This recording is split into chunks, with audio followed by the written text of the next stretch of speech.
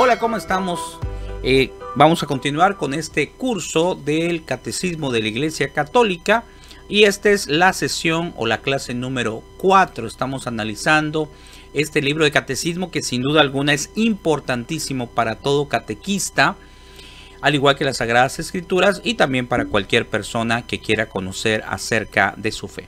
Si no has visto las clases anteriores, te invito a que las veas para que nos ayudes a analizarlas precisamente. Siempre debe ser a la luz del magisterio de la Iglesia. Y bueno, nos quedamos la otra vez en el tema anterior y ahora vamos a continuar con lo que es este subtema que se llama Cristo Jesús, mediador y plenitud de toda la revelación. Pero antes vamos a hacer nuestra oración invocando al Espíritu Santo que nos ayude, que nos dé discernimiento para entender, pero sobre todo para aplicar todo esto en nuestra vida, en nuestra fe. Y decimos: ven Espíritu Santo, llena los corazones de tus fieles y enciende en ellos el fuego de tu amor. Envía, Señor, tu Espíritu. Todo será creado y se renovará la faz de la tierra. Ven Espíritu Santo, ven Espíritu de Dios. Bueno, pues nuevamente gracias y bienvenidos a este tema y ojalá lo compartas para gloria de Dios. Muy bien, pues aquí nos dice Cristo Jesús, mediador y plenitud de toda la revelación. Esto como título nos hace darnos cuenta de que Jesús viene precisamente a redimirnos, a ayudarnos para poder alcanzar el cielo. Y dice: Dios ha dicho todo en su verbo. Y en el 65 nos dice: muchas veces y de muchos modos habló Dios en el pasado a nuestros padres por medio de los profetas. En los últimos tiempos nos ha hablado por su Hijo. Eso está en Hebreos 1:2. Cristo, el Hijo de Dios hecho hombre, es la palabra única, perfecta e insuperable del Padre. En Él lo dice todo. No habrá otra palabra más que esta. San Juan de la Cruz, después de estos muchos, lo expresa de la manera luminosa comentando precisamente esta cita bíblica. Bueno, antes de analizar lo que nos dice San Juan de la Cruz en relación a esto, pues debemos de analizar nosotros quién es para nosotros Jesucristo. Y eso es una pregunta que el mismo Jesucristo se lo hizo una vez a los apóstoles. Les dijo: ¿quién piensan que soy yo? Y él esperaba, como lo que nosotros también tenemos que hacer, es decir, es el Hijo del verdadero Dios. Es el Redentor prometido desde el inicio, desde el momento en que existió el pecado original con nuestros primeros padres. Y Dios prometió que iba a venir un Redentor, que iba a venir a salvar a la humanidad. Y ese Redentor ya ha venido. Y ese Redentor es en quien debemos de creer. Pero no solamente debemos de creer en Él, que es lo importante, sino también debemos de practicar lo que Él dice. Si yo creo en una persona, pues tengo que creer en ella, pero también debo, si es que es alguien para mí muy importante, estar de acuerdo con lo que esa persona dice. Pero ese es en el aspecto humano, y una persona humana, pues lógicamente pues puede tener sus equivocaciones. Entonces yo puedo creer en alguien, pero no necesariamente creer en todo lo que dice, ni tampoco seguir todo lo que dice. Aquí es muy distinto porque estamos hablando de creer en Jesucristo, el Hijo de Dios, el Dios mismo, la segunda persona de la Santísima Trinidad. Esto quiere decir que yo tengo que creer en Él, no solamente en las cosas que me convienen, sino en todas las cosas que Él dice. Y va más allá, no solamente creer en Él, sino hacer lo que Él nos dice. Por ejemplo, Él nos invita a estar en la iglesia, por eso celebramos el Pentecostés, porque es precisamente cuando los apóstoles salieron a predicar y se forma la iglesia propiamente. Entonces, aquellas personas que dicen: no, pues yo creo en Jesucristo, pero no creo en la iglesia. Pues entonces algo anda mal, porque si crees en Jesucristo y Jesucristo que le gusta la comunidad, que le gusta que nosotros practiquemos ser hermanos, pues entonces tiene que haber participación de la fe. Si Jesucristo pues nos invita a partir el pan, a recibir su cuerpo, su sangre, su alma y su divinidad, ¿dónde se da eso? Pues en la iglesia, en la Santa Misa. Entonces eso quiere decir precisamente que tengo que ir a misa, que tengo que ser parte de la iglesia. Entonces, en resumen, si yo creo en Cristo, yo tengo que hacer lo que Cristo pide, lo que Cristo dice. Es algo que debería de sonar obvio, pero a veces no lo hacemos. Y los hermanos separados, pues muchos hay que pedir por ellos, como hay que pedir también por nosotros, porque el hecho de estar en la iglesia verdadera, si nosotros estamos en la iglesia verdadera, pero no hacemos lo que debemos de hacer, pues entonces como que no lo estamos aprovechando, ¿no? Entonces hay que pedir por los hermanos separados, por nosotros también, porque pues en el caso de los hermanos separados, ellos aman a Jesús y puede ser que lo amen de una manera extraordinaria, mucho mejor tal vez que a veces nosotros le amamos, pero están en el lugar incorrecto. Se están dejando llevar por lo que conviene o lo que quieren de Jesús. Quien ama a una persona tiene que buscarle, tiene que localizarlo en todos lados. Si yo amo a Jesús, tengo que buscar la verdad, porque la misma palabra nos dice, la verdad nos hará libre, y la verdad está en la iglesia fundada por Jesucristo, donde estamos nosotros. Y aquí nos dice San Juan de la Cruz algo muy interesante. Dice, porque en darnos, como nos dio a su Hijo, que es una palabra suya, que no tiene otra, dice, todos nos lo habló junto y de una vez en esta sola palabra. Es decir, Jesucristo vino, Jesucristo es la palabra viva, vino precisamente a mostrar todo.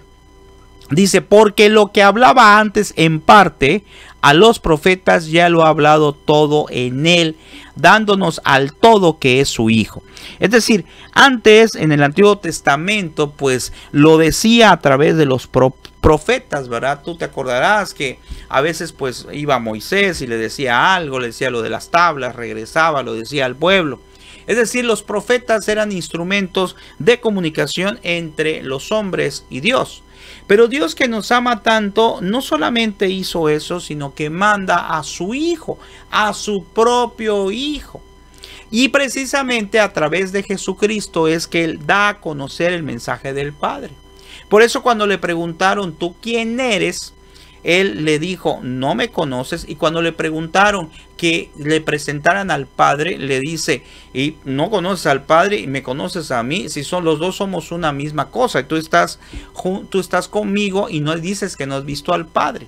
Más o menos así lo expresan las Sagradas Escrituras. Lo que nos quiere decir Jesús precisamente es eso.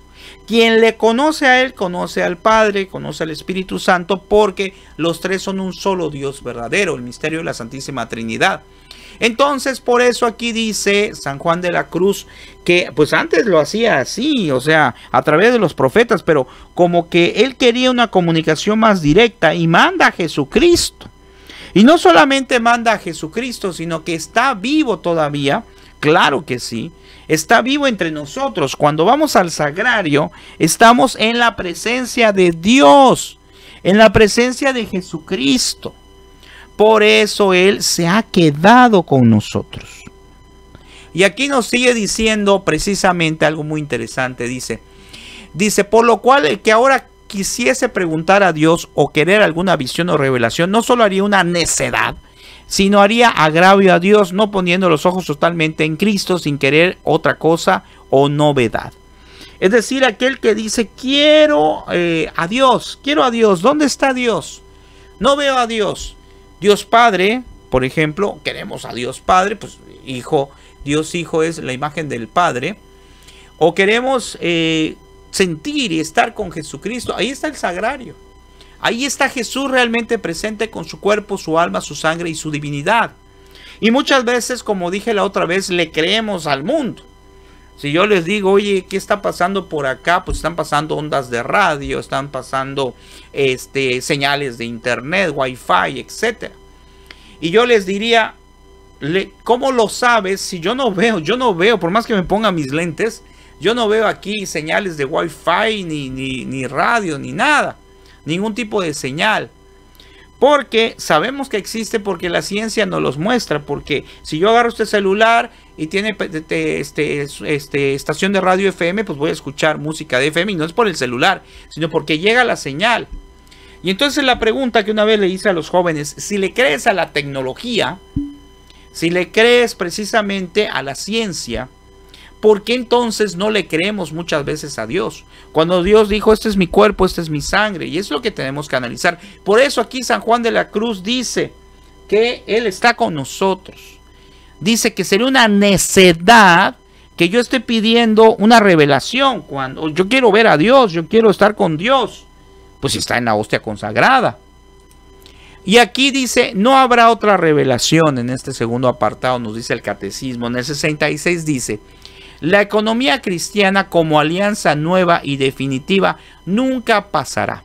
Si hay que esperar otra revelación pública antes de la gloriosa manifestación de Señor Jesucristo. Sin embargo, aunque la revelación está acabada, sí, porque ya Jesús se presentó, ya nos dijo todo, no está completamente explicitada, corresponderá a la fe cristiana comprender gradualmente su contenido en el transcurso de los siglos. Es decir, Jesucristo ya se presentó entre nosotros, Jesucristo ya está entre nosotros con la Eucaristía, pero se ha de manifestar, como nos enseña la tradición, de otras formas. Y aquí tenemos las imágenes de la devoción a la Divina Misericordia y también de la devoción al Sagrado Corazón de Jesús, que en ambos casos se presentó a dos religiosas distintas. Y las dos nos muestran algunas revelaciones, como aquí en la 67, vean, dice, a lo largo de los siglos ha habido revelaciones llamadas privadas, algunas de las cuales han sido reconocidas por la autoridad de la Iglesia. Estas son, sin embargo, no pertenecen al depósito de la fe. Su función no es la de mejorar o completar la revelación definitiva de Cristo, sino, vean qué interesante, la de ayudar a vivirla más plenamente en una cierta época de la historia. Es decir, por ejemplo, la devoción de la Divina Misericordia.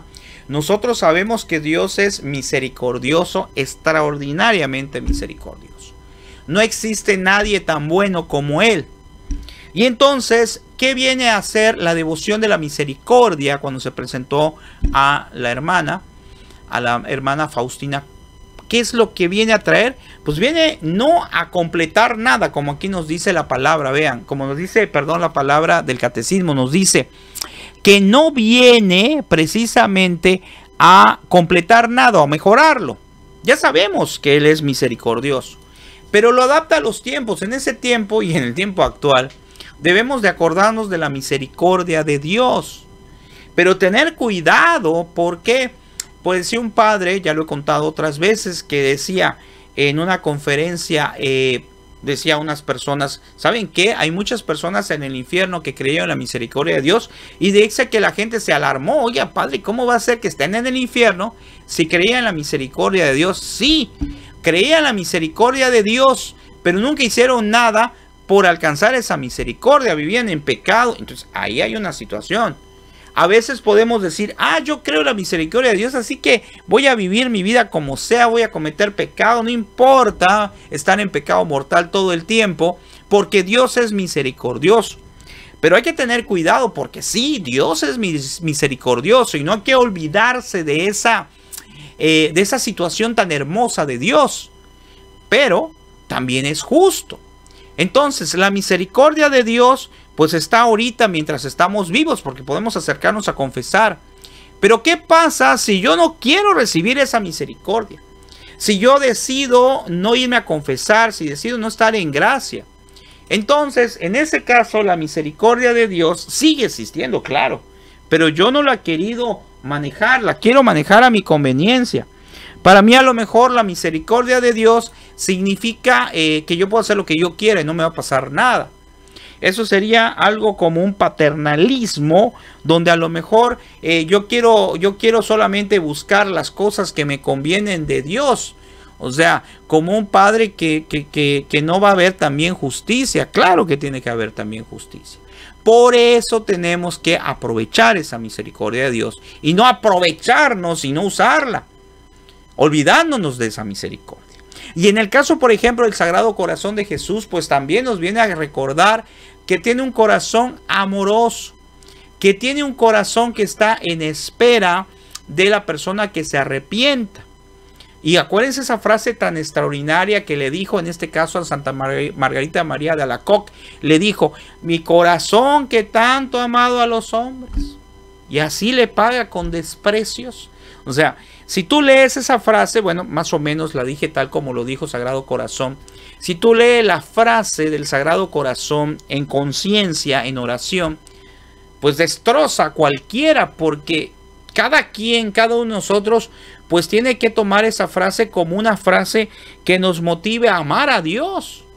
Fíjense lo que les digo, yo lo he desarrollado en otro tema del Sagrado Corazón, donde dijo Jesús en esa forma de demostrar su amor, dijo, el corazón que tanto ha amado a los hombres solamente recibe ingratitud.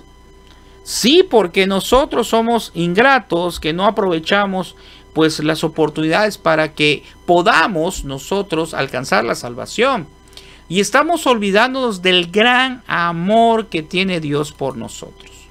Y por eso aquí dice después, la fe cristiana no puede aceptar revelaciones que pretendan superar o corregir la revelación de la que Cristo es la plenitud. Por eso cuando hay alguna de estas revelaciones, como las que presento, otras, ¿verdad?, de María Santísima también, pues tarda muchos años en que se pueda aprobar por la iglesia. Y si alguna revelación, como aquí dice, pues fuera contraria a la fe, o que tratara de estar por encima de lo que mismo dijo Jesús, pues estaría mal. Que estas revelaciones pueden ser personales o comunitarias, como por ejemplo cuando se ha aparecido María Santísima en algún lugar, con alguna advocación, ¿verdad? Entonces la iglesia analiza precisamente la veracidad de ese hecho, y a veces ha sido privada la revelación o a veces ha sido pública. Por eso en algunos lugares pues hasta se han hecho oraciones, y hay mucha gente como Medjugorje que va a muchos lugares. Y hay que analizar cuáles están aprobadas y cuáles aún no.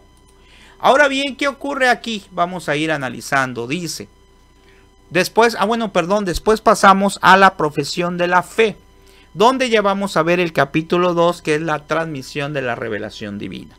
Muy bien, pues te agradezco este tiempo. Antes nos manejamos de 45 minutos. Lo vamos a hacer ahora de 30 minutos, ¿verdad? Para que esté más tranquilo y podamos degustar mejor lo que es el mensaje. Decimos ese término degustar porque degustar quiere decir disfrutar. Nosotros debemos disfrutar la palabra de Dios y tenemos que también disfrutar este mensaje del catecismo. Bueno, esperemos que te sirva esta cuarta clase y Dios mediante nos vemos en la siguiente. Que el Señor te bendiga y ánimo, estamos avanzando en este catecismo que espero lo compartas para gloria a Dios. Bendiciones. Muy buenas noches.